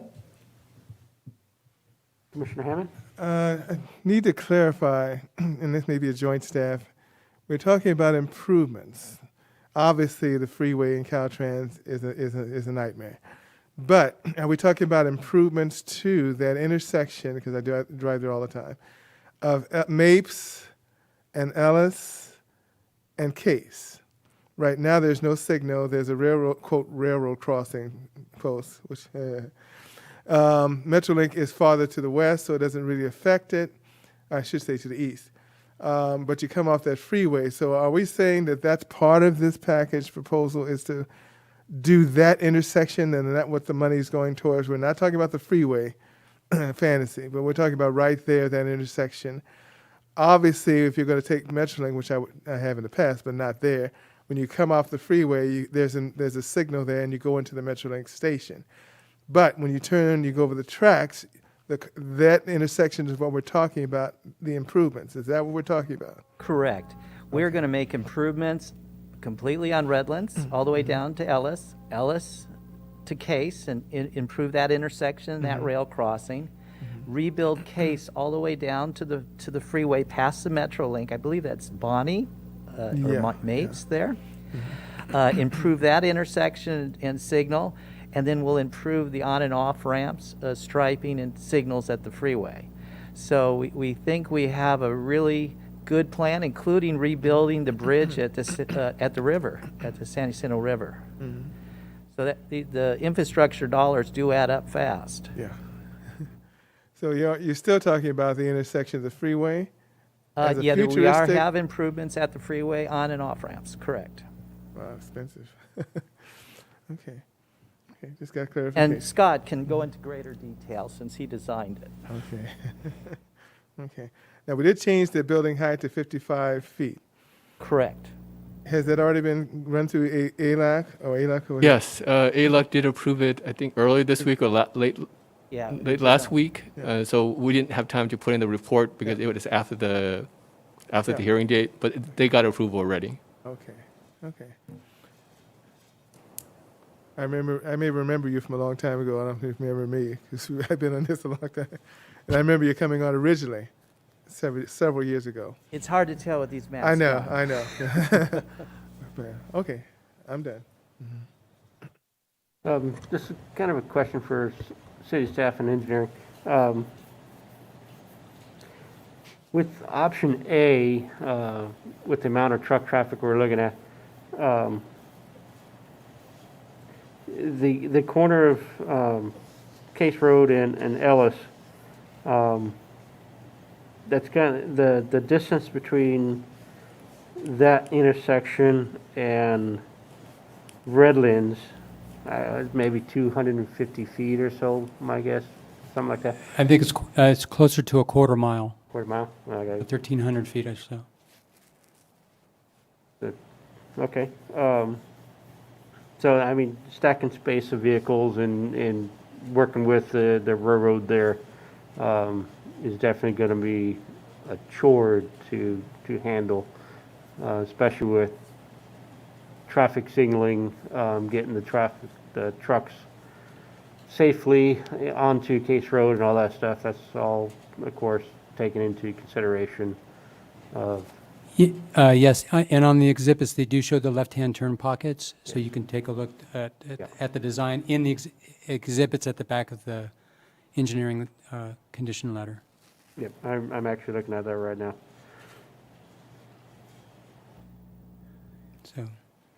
So for option A, that would be. I didn't go that way. So there is a difference between using option A versus option B because option B is less truck traffic. You're correct. So the first building on option B does the one lane in each direction on Ellis between Redlands and Case. But the first building on option A has to build 4 lanes, 2 lanes each way. Mm-hmm. So that's the biggest difference. Then for option B, when the second building comes on, they have to do 2 lanes in each direction at that time. So regardless, it's going to be 4 lanes. That's correct. At the end of the day, yes. It's just the timing of when you get your second 2 lanes. Correct. Okay. And that was to accommodate the tenant, because that'll have to go through CUP because of the rail. Yes. And it just takes a while. That's why it's done in 2 phases. Okay. Any additional questions?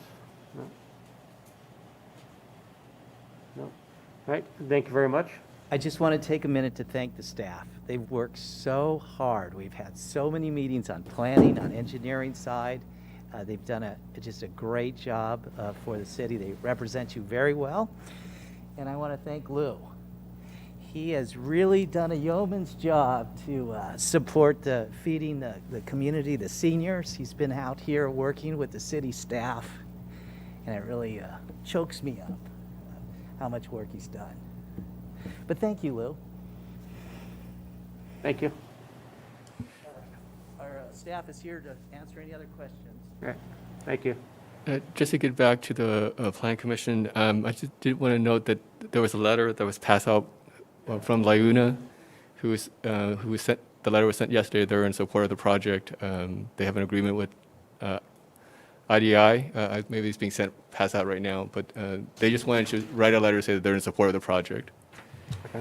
And in response to Commissioner Jimenez, in terms of where the condition is for the screening and the storage, that's in condition 39C 2. So that condition is there regarding the max storage for the lumber and just outdoor storage related materials. And what is that right offhand? So 39C, this 2, 39C2 is towards the highlighted bold portion. It's the third sentence to the last. It said lumber and other products shall be stacked no higher than the wall. So 14 feet. Yeah. Yep. Commissioner Jimenez, did you get that? I did. Thank you for checking that, Kenneth. I just have to go back and find down kind of scroll on the small phone screen. Thank you. Thank you, Kenneth. Does any member of public wishing to speak on these projects?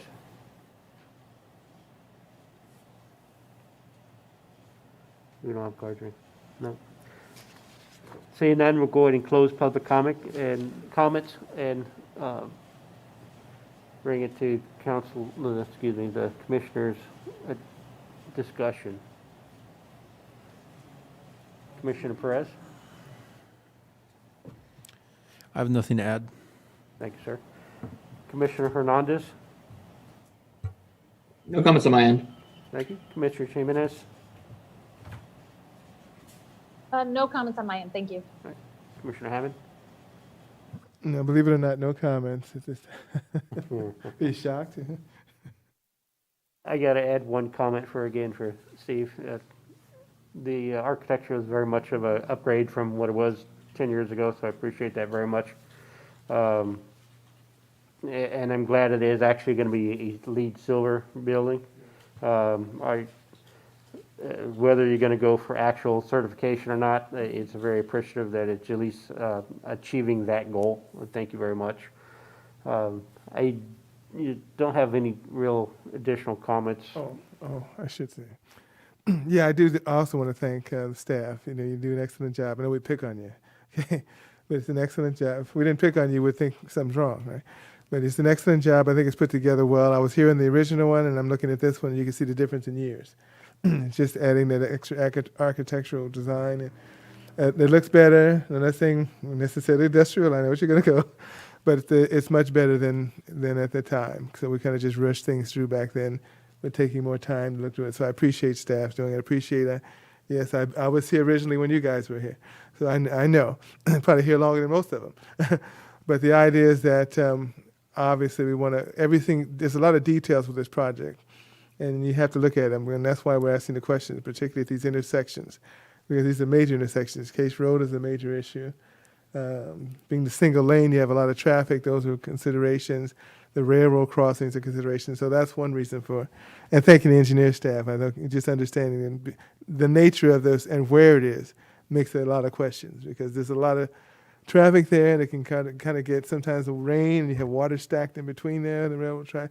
There's a lot of issues in that area. There may not be in other areas, but right there, we've got to question it because there's some safety issues.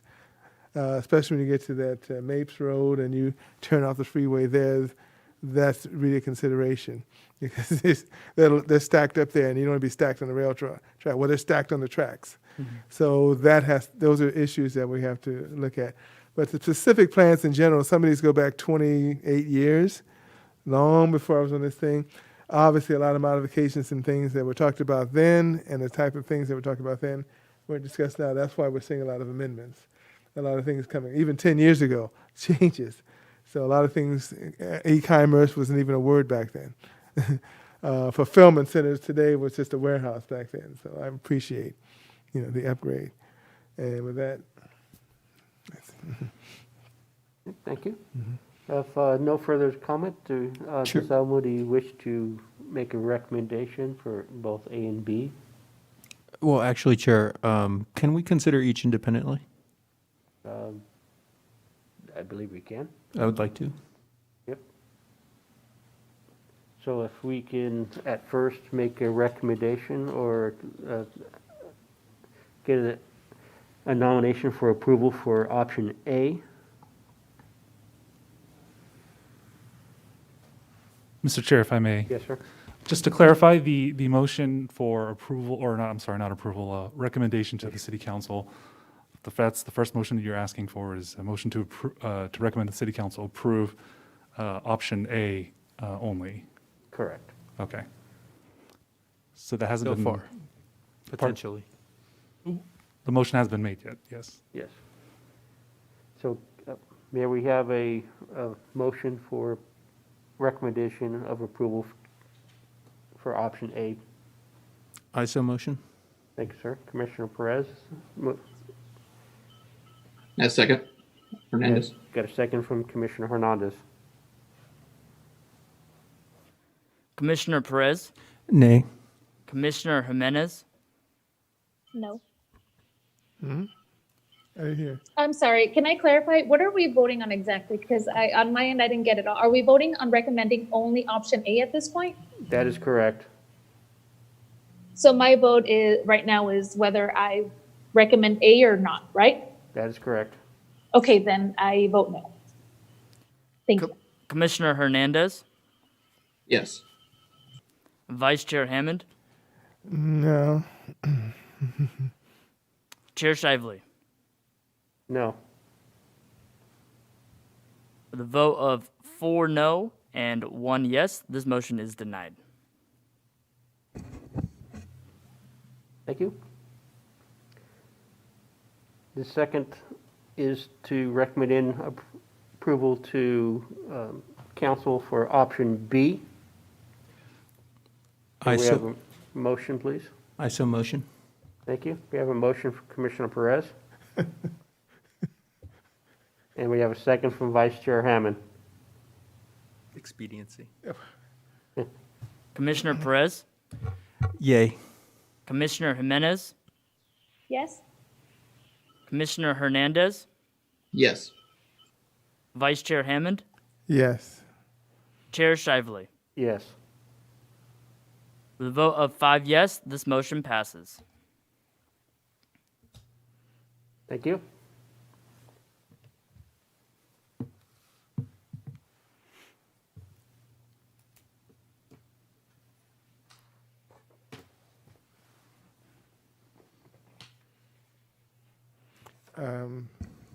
Was this added into the, okay. If not, we got it. Okay. If we can move on to item 8, business items. I don't see any. So if we can move item 9, any member of public wishing to speak on matters other than what's on the agenda may do so at this time. Seeing none, we'll go ahead and close public comments and move to item 10, Commissioner members' announcements and reports. Commissioner Jimenez, do you have any announcements or reports? No, just that, things are winding down at our schools, and it's been very interesting with distance learning. I know that we don't know yet what's going to happen next year, if we're going to go back to school. I know that's on everybody's minds. It is on mine. I want to continue to commend everybody for staying safe. I have daily Zoom calls with my students, and I know every single one of their families are staying safe and following the social distancing. I see it in the city. I appreciate the city for making masks mandatory and continuing to keep us safe. I think it's very visible when we're looking at the numbers daily that there isn't such a huge increase. And I think because the city is being so proactive, and a special thanks for the staff today also, because they've listened to what we want to see and they've made those recommendations and they go back and forth with the developer so we don't have to. So it's been less and less comments from us, which is just, I guess, a good thing at this point. Thank you. Commissioner Hernandez?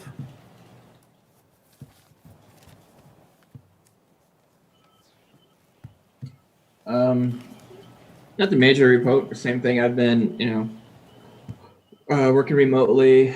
I think right now everybody's kind of planning or phasing to go back. So a lot of surveys. So respond to your surveys, get your opinion out there.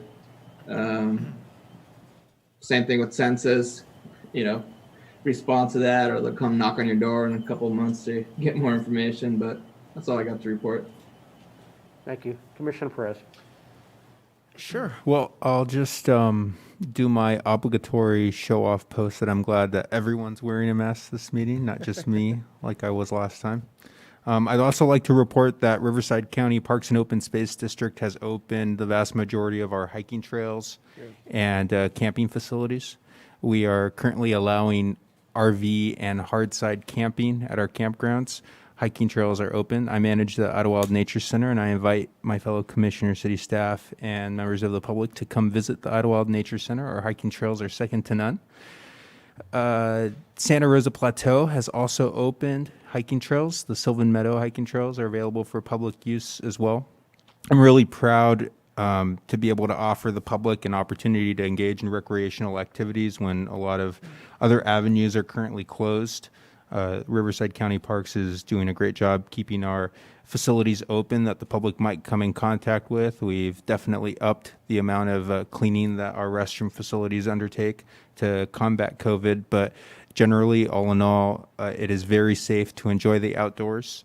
There's no risk of transmission while you're out hiking unless you're passing someone on the trail network, in which case just pull your mask up. The CDC now says that coronavirus transmissions are reduced up to 75% just by everyone wearing a mask, so please continue to do so. And lastly, my last pitch, get out there, visit our trails. The Riverside County Parks and Open Space District is not funded by general tax revenue. We get almost all of our funding from admission fees and camping fees. Only a slight sliver, single-digit percentage, comes from property taxes. Otherwise, we're almost entirely self-funded. Some of you might have read that the Riverside County Parks and Open Space District was near bankruptcy thanks to the coronavirus pandemic, but thankfully our leadership guided us through that, and we are now open for business and taking revenues. So the district's in a lot better shape, despite the Press Enterprises article. So thank you. Thank you, Commissioner Perez. Thank you. Commissioner Hammond? Yeah, I appreciate staff, the efforts made and the city has made. I can tell you, from personal experience in my area, construction has not stopped. Despite whatever you see, they have not stopped construction. They are building homes in the Pacific. They got another round next to me. They're all built up, and people are buying. So I don't care what you're hearing, they are buying homes. They're building another round of homes. It'll be about 68 to 70.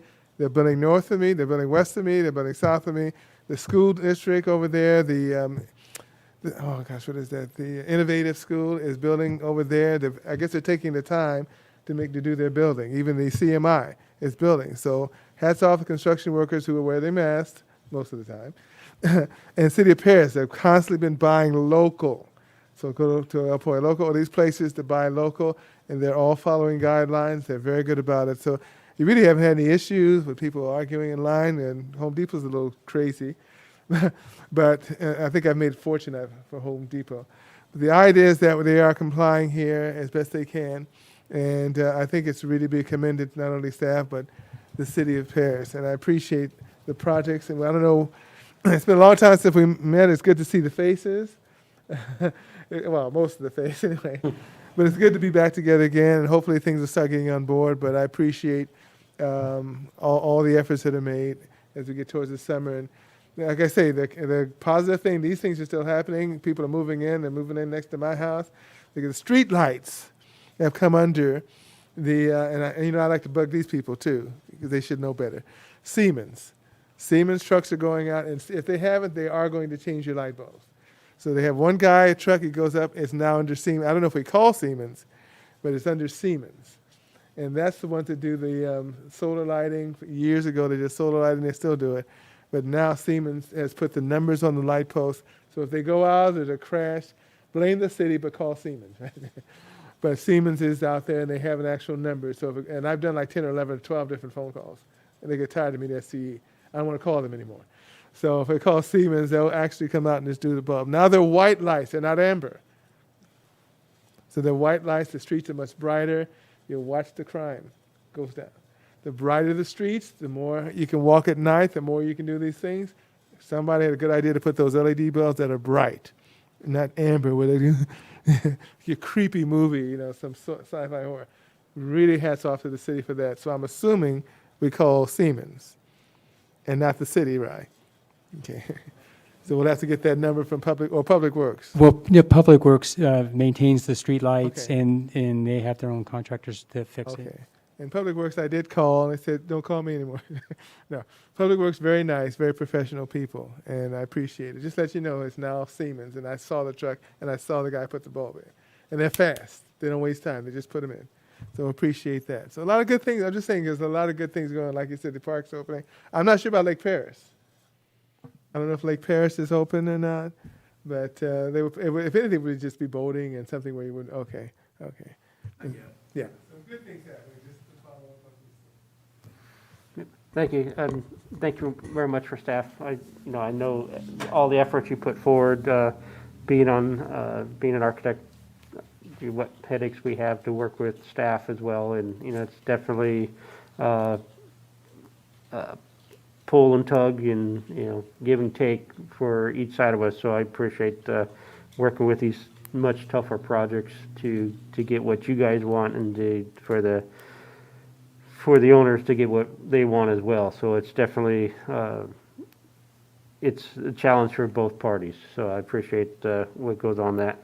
And just to mimic what Commissioner Hammond was saying, I know I've read articles that the architectural bill fee revenue is down, but I know maybe it's because I'm a smaller group that I haven't seen any slowdown in my work.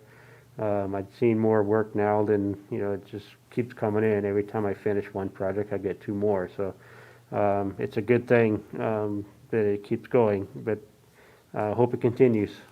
So thank you very much for everybody to be here. I hope everybody is happy and healthy and continue to be happy and healthy and continue with doing the guidelines that what should be expected of us, regardless if we are required to wear the mask or not. So it's a good thing.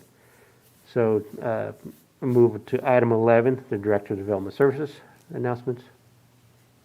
Good evening, Chairman Shively, members of the Planning Commission. I just want to give you a few updates in terms of what the city's doing to try to support our community for those who are impacted, who don't work in essential government, such as us, who are probably laid off or their hours have been reduced. The city has opened a grant program for those who are in need of just additional income to pay their rent. There's an application process through our housing department. I think there's some assistance for up to 3 months, but there's a limit in terms of a cap. I think around $300,000 has been set aside for that purpose.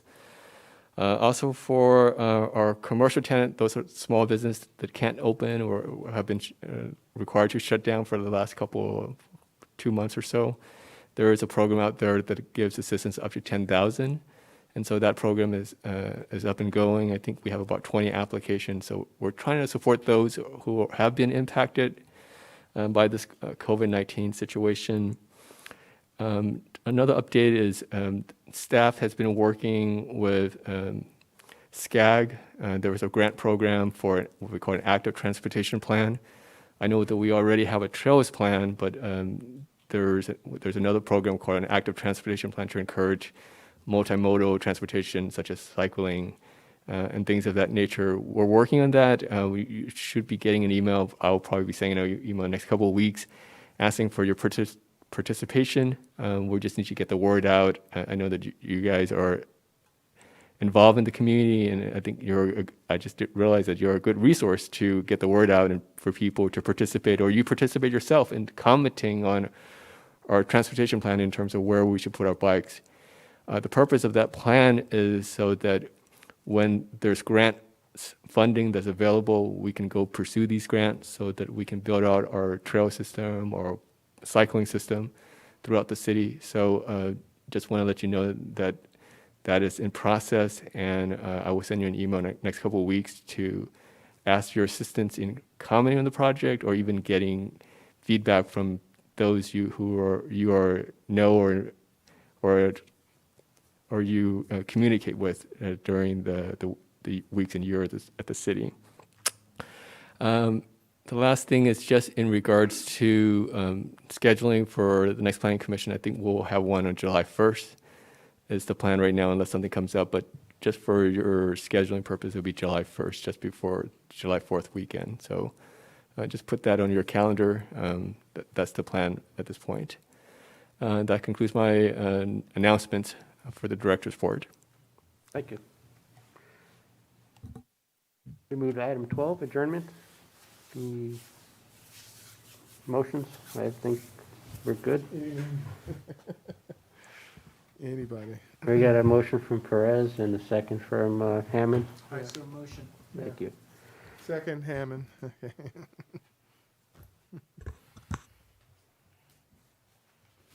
Thank you, Mr. Scheidner.